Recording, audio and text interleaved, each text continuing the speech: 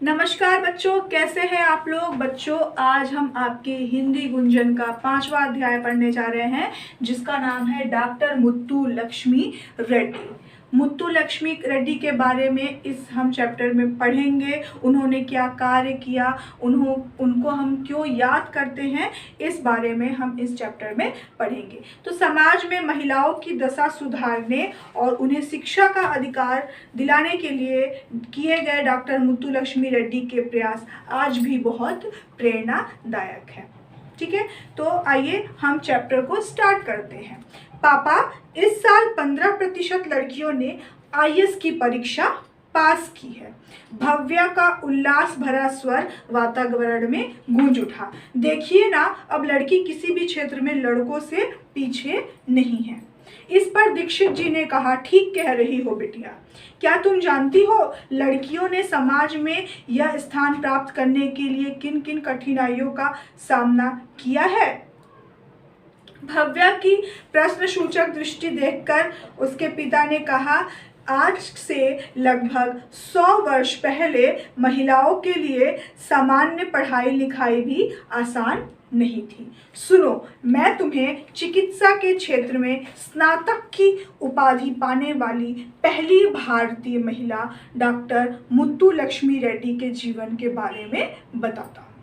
ठीक है, जब भव्या ने अपने पापा से कहा कि पापा, इस बार 15% लड़कियों ने आईएएस की परीक्षा प्राप्त, आईएएस में जो पास करने वाले जो छात्र हैं उसमें से 15% कौन है, लड़कियां हैं। तो उनके पापा ने बताया कि आज से बहुत साल पहले हमारे देश में लड़कियों की दशा अच्छी नहीं थी। ठीक है, इस दशा को सुधारने में सबसे ज़्यादा योगदान किसका रहा, डॉक्टर मुत्तू लक्ष्मी रेड्डी का। उनके बारे में मैं तुमको बताता हूँ। 30 जुलाई 1800, उनका जन्म कब हुआ था मुत्तू लक्ष्मी रेड्डी का, 30 जुलाई 1886। 30 जुलाई 1886 को तमिलनाडु के रियासत पुदुकोट्टई में जन्मी मुत्तू लक्ष्मी उन भारतीय नारियों में से एक हैं जिन्होंने अपनी इच्छा शक्ति और दृढ़ निश्चय से इतिहास में अपने लिए विशेष स्थान बनाया है। मुत्तू लक्ष्मी रेड्डी का जन्म हुआ था 30 जुलाई 1886। कहाँ पे, तमिलनाडु के पुदुकोट्टई जगह पे। 9-10 वर्ष की आयु में ही दमा जैसी बीमारी से ग्रस्त हो जाने पर भी उन्होंने हिम्मत नहीं हारी। मुत्तू लक्ष्मी का क्या था, दमा की, अस्थमा की रोगी थी। 9-10 वर्ष की आयु से ही उनको अस्थमा का वो अस्थमा की पेशेंट थी। उसके बावजूद भी उन्होंने हिम्मत नहीं हारी और लगातार वो पढ़ाई करती रही। यह वह समय था जब लड़कियों को पढ़ाने का चलन नहीं था। मुत्तू लक्ष्मी के पिता महाराजा कॉलेज के प्राचार्य थे। वे विद्वान व्यक्ति थे। जब पुदुकोट्टई के दीवान साहब ने लड़कियों की शिक्षा के लिए प्राथमिक पाठशाला की स्थापना की, तो मुत्तू लक्ष्मी को पर्दे वाली गाड़ी में बैठकर पाठशाला जाने की अनुमति मिल गई। मतलब उस समय ऐसा था कि लड़कियों को पढ़ाने का बिल्कुल भी चलन नहीं था। पुदुकोट्टई के मुत्तू लक्ष्मी के जो पिताजी थे वो एक कॉलेज के प्राचार्य थे। तो पुदुकोट्टई के जो दीवान थे उन्होंने एक पाठशाला खोली, प्राइमरी स्कूल खोला। तब जाकर मुत्तू लक्ष्मी रेड्डी को भी पढ़ने का मौका मिला। वो भी कैसे, एक पर्दे वाली गाड़ी में बैठकर वो जाती थी। यद्यपि छात्राओं को छात्रवृत्ति का लालच दिया गया, परंतु बहुत कम बालिकाओं को पाठशाला आने के लिए प्रेरित किया गया। वहाँ पे क्या था, लड़कियों को पढ़ाया नहीं जाता था। तो वहाँ के दीवान थे, उन्होंने कहा कि अगर लड़कियों को आप भेजते हैं तो उनको स्कॉलरशिप मिलेगा। इसका लालच भी दिया गया। तभी भी बहुत कम लड़कियों ने विद्यालय में दाखिला लिया। स्वयं मुत्तू लक्ष्मी के पिता ने उसके अध्यापक से भी कहा था कि मैं चाहता हूं कि मेरी बच्ची धोबी और दूध का हिसाब लिखने लायक पढ़ लिख जाए। यहाँ तक कि उनके पिता प्राचार्य थे, फिर भी उन्होंने उनके मास्टर से कहा था, मुत्तू लक्ष्मी के मास्टर से कहा था कि मेरी बेटी सिर्फ इतना ही पढ़ जाए ताकि वो छोटा मोटा हिसाब कर सके घर का। उस समय लड़कियों को अंग्रेजी बिल्कुल भी नहीं पढ़ाई जाती थी। अध्यापक महोदय ने मुत्तू लक्ष्मी की प्रतिभा को पहचाना और अपनी शिष्या को फर्स्ट स्टैंडर्ड तक अंग्रेजी पढ़ा दी। मुत्तू लक्ष्मी के पिता दृढ़ चरित्र, अनुशासन प्रिय होने के साथ ही स्वतंत्र विचारों के व्यक्ति थे। पुत्री की प्रतिभा को पहचान कर उन्होंने उसे आगे पढ़ने को प्रेरित किया। उस दौर में मैट्रिक की परीक्षा बहुत कठिन होती थी।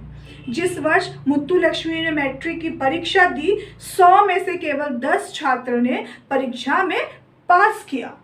मुत्तुलक्ष्मी उसमें से अकेली लड़की थी। इंटरमीडिएट की परीक्षा पास करने के पश्चात, मतलब 12 पास करने के पश्चात वे आगे पढ़ना चाहती थी, परंतु दमा रोग का इतना प्रकोप ज़्यादा हो गया कि उनको पढ़ाई छोड़नी पड़ी और उन्होंने 1 वर्ष के लिए पढ़ाई छोड़ दी। ठीक है। वर्ष 1907 में पुदुकोट्टई के महाराजा ने मद्रास मेडिकल कॉलेज में मुत्तू को प्रवेश दिलाने के लिए न केवल संस्तुति का मतलब क्या होता है, सिफारिश ही की, बल्कि आर्थिक सहायता देने का भी आश्वासन दिया। मतलब वो पढ़ने में इतनी अच्छी थी कि जो वहाँ के दीवान थे वे चाहते थे कि वो आगे से आगे और भी ज़्यादा पढ़े। इसके कारण उन्होंने उनका सिफारिश भी किया और उनको इकोनॉमिकली जो उनका सहायता है वो भी करने के लिए तैयार थे। बीमारी के कारण मुत्तुलक्ष्मी रात रात भर जागती। परिवार वाले पढ़ाई की ओर से उन्हें हतोत्साहित करते, परंतु मुत्तुलक्ष्मी के अच्छे परीक्षा फल ने सबका मुंह बंद कर दिया था। उनके परिवार वाले थे उनको उत्साहित नहीं करते थे, वो उनको पीछे लाने की कोशिश करते थे कि तुम मत पढ़ो, लेकिन वो बहुत मेहनत करती थी और रात रात भर जगकर पढ़ाई करती थी और अच्छे परीक्षा फल लाती थी, जिसके कारण उनके परिवार का मुंह बंद हो गया। तीसरे और चौथे वर्ष में शल्य चिकित्सा यानी सर्जरी में उसके 100% अंक देखकर तो सबका मुंह खुला का खुला रह गया। तीसरे और चौथे वर्ष में उन्होंने सर्जरी में 100% मार्क लाया। वर्ष 1912 में मुत्तुलक्ष्मी डॉक्टर बन गई। उन्होंने सर्जरी में विशेष योग्यता पाई। किसी भारतीय विश्वविद्यालय से चिकित्सा के क्षेत्र में स्नातक की परीक्षा पास करने वाली मुत्तुलक्ष्मी पहली महिला बनी। पहली महिला जिन्होंने मेडिकल स्टूडेंट जो होते थे उसमें औरत का अगर कोई लेडी है तो वो पहली कौन है, मुत्तुलक्ष्मी, जिन्होंने पढ़ाई किया। मुत्तुलक्ष्मी की पहली नियुक्ति मद्रास के इग्मोर में महिला एवं बाल योग अस्पताल में सर्जन के रूप में हुई। वर्ष 1913 में किंग जॉर्ज अस्पताल के सर्जन डॉक्टर सुंदर रेड्डी से उनका विवाह हुआ। वर्ष 1925 में महिला एवं बाल रोगों के क्षेत्र में उच्च अध्ययन के लिए भारत सरकार की छात्रवृत्ति पर उन्होंने पहली बार विदेश यात्रा भी की। जून 1926 में पेरिस में हुए अंतर्राष्ट्रीय महिला सम्मेलन में डॉक्टर मुत्तुलक्ष्मी ने भारतीय महिलाओं का प्रतिनिधित्व यानी लीडरशिप किया। उसी वर्ष स्वदेश लौटकर वे मद्रास विधान परिषद की सदस्य भी निर्वाचित हुई। भारत में विधानसभा में इनसे पहले कोई महिला सदस्य नहीं थी। डॉक्टर मुत्तुलक्ष्मी विधान परिषद की वाइस प्रेसिडेंट बनने वाली विश्व की पहली महिला है। वर्ष 1927 में भारत का प्रथम बाल चिकित्सालय खोलने का श्रेय भी डॉक्टर मुत्तुलक्ष्मी को जाता है। साथ साथ सामाजिक गतिविधियों में भी भाग लेना शुरू कर दिया। इसी दौरान श्रीमती सरोजनी नायडू और अन्य बड़े बड़े नेताओं से भी उनकी भेंट हुई। विधायक के रूप में समाज सुधार के कार्य करते समय फरवरी 1929 में मंदिरों में देवदासी प्रथा के विरुद्ध विधान परिषद में बिल पास कराकर उन्होंने इस बुराई का भी उन्मूलन कराया। महिलाओं और बच्चों की शिक्षा और स्वास्थ्य संबंधी अनेक बिलों को पास कराने में उनकी महत्वपूर्ण भूमिका भी रही है। आज स्कूलों में छात्र छात्राओं का जो स्वास्थ्य परीक्षण किया जाता है, इसका आरंभ भी डॉक्टर मुत्तुलक्ष्मी ने ही किया था। नारी शिक्षा के लिए स्कूल खुलवाने, बच्चों के लिए विशेष अस्पताल खोलने और बाल कल्याण केंद्रों की स्थापना करवाने में भी उनका विशेष योगदान रहा है। वर्ष 1930 में वाई होम यानी वुमेन इंडिया एसोसिएशन जैसी ख्याति प्राप्त संस्था भी स्थापना का श्रेय भी डॉक्टर मुत्तुलक्ष्मी को है। वह संस्था अनाथ बच्चों और बेसहारा बालिकाओं की देखभाल करती है। डॉक्टर मुत्तुलक्ष्मी ने लंदन में वर्ष 1929 में हुए गोलमेज सम्मेलन में भाग लिया था। इनके साथ अन्य 2 महिला प्रतिनिधि भी थी। कौन?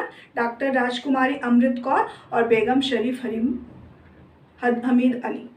नमक सत्याग्रह के दौरान महात्मा गांधी को जेल भेजे जाने और महिलाओं पर पुलिस द्वारा किए गए अत्याचारों के विरोध में इन्होंने मद्रास विधान परिषद का उपाध्यक्ष पद छोड़ दिया था। वर्ष 1935 में मद्रास मेडिकल कॉलेज में स्वर्ण जयंती समारोह में डॉक्टर मुत्तुलक्ष्मी ने कैंसर के रोगियों के लिए एक अस्पताल खोलने की इच्छा प्रकट की थी। उनकी इच्छा थी कि वो कैंसर रोगी के लिए एक अस्पताल खोले। इस इच्छा का खुले दिल से स्वागत किया गया और वर्ष 1952 में पंडित जवाहरलाल नेहरू द्वारा अड्यार कैंसर इंस्टीट्यूट की नींव रखी गई। 18 जून 1954 में को इस अस्पताल में कामकाज शुरू हो गया। आज इस विश्व प्रसिद्ध अस्पताल में प्रतिवर्ष लगभग 80,000 रोगी चिकित्सा का लाभ उठाते हैं।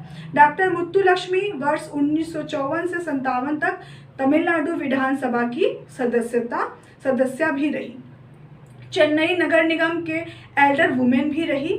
22 जुलाई 1968 को इनका स्वर्गवास हो गया।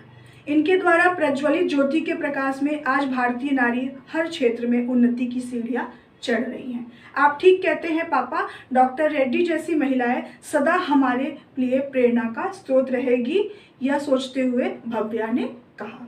ठीक है, तो ये चैप्टर यहीं पे ख़त्म होता है। अगर आपको इस चैप्टर में कोई भी जो वर्ड्स हैं वो समझ में नहीं आता है तो आप ज़रूर मुझसे पूछिएगा जब आपका जूम क्लास होगा। तब तक के लिए इतना ही।